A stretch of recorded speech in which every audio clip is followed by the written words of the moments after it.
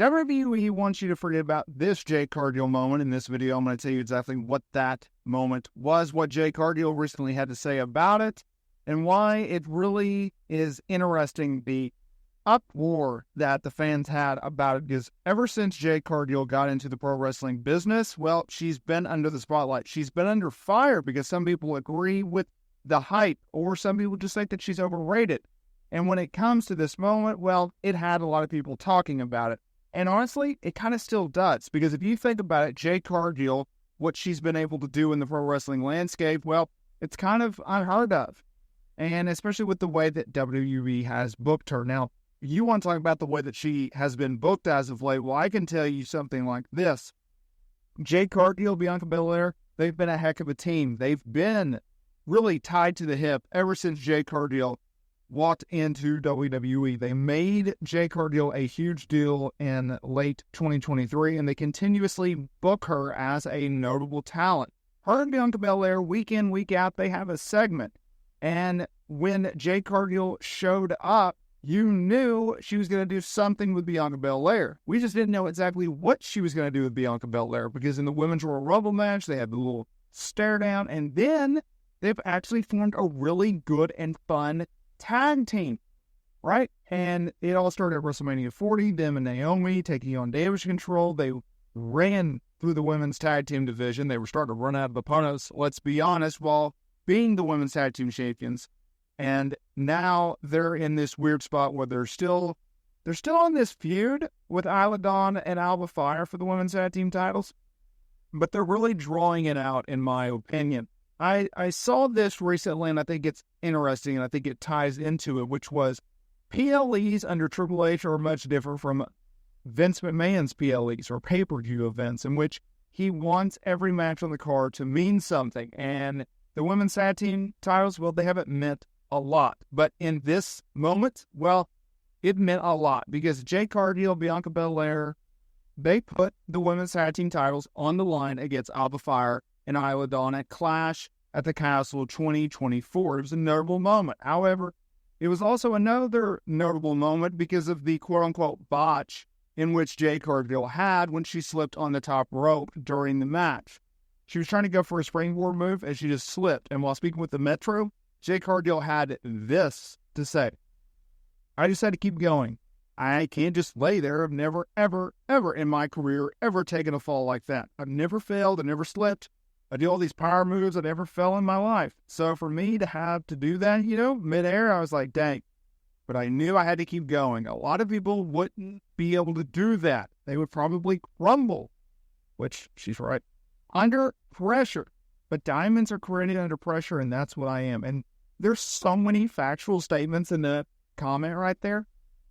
Yes, she had to move forward with the match.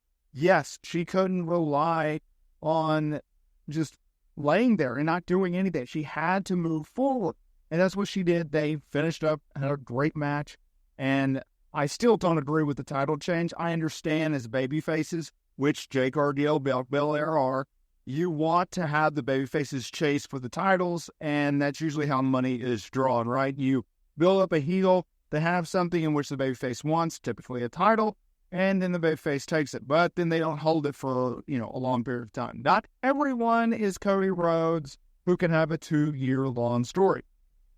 Or Bruno Sammartino, or Hulk Hogan, or whatever, right? But with Jade Cargill, Bianca Belair, they dropped the titles. I didn't think it was time for them to drop the titles, but I understand why they did the title change, right?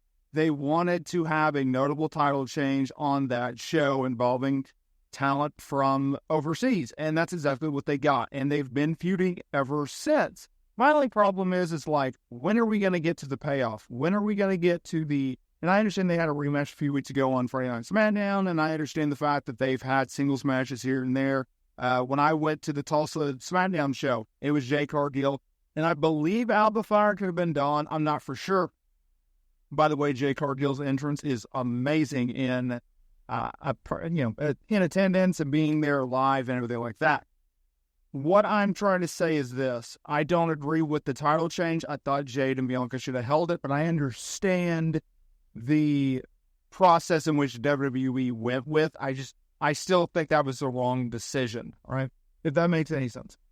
with that being said, I think Jade and Bianca are not going to win back the titles. I think we're going to finally get, when they do the big, title rematch, PLE probably, we're going to have probably Jade Cargill turn on Bianca Belair. Could have been vice versa.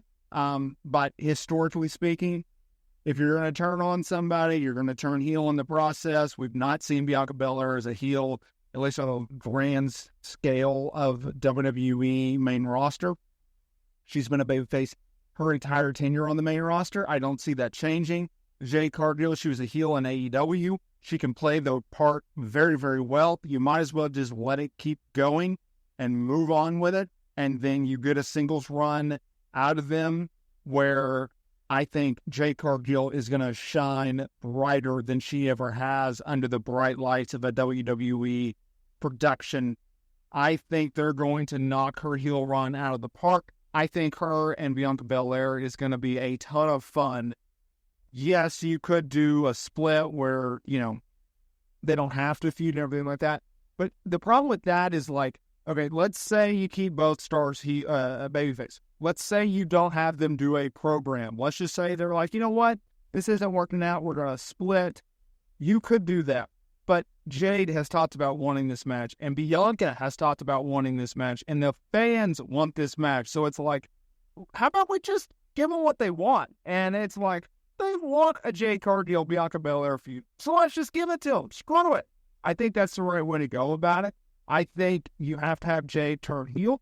I think you have Bianca play the babyface. I think Jade is an absolute dominant beast of a woman. And I think as long as you book her as a heel, you look at what AEW did right, you look at what AEW did wrong, and you move on from there. But look, I can't doubt Triple H and WWE's booking right now. They've been on fire. So if they've been on fire, you might as well let the gravy train keep rolling.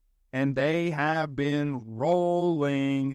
So let's just keep it going. And I look forward to seeing what they're able to do with Jade Cargill and Bianca Belair going forward. Let me know down in the comments area below. Thank you so much for watching this video, and I will see y'all next time. Oh, by the way, t-shirts down in the description. Great merch down there for you, and everything like that. And do me a big favor, y'all. Hit that notification bell so you are notified every single time we upload new wrestling content here to the channel.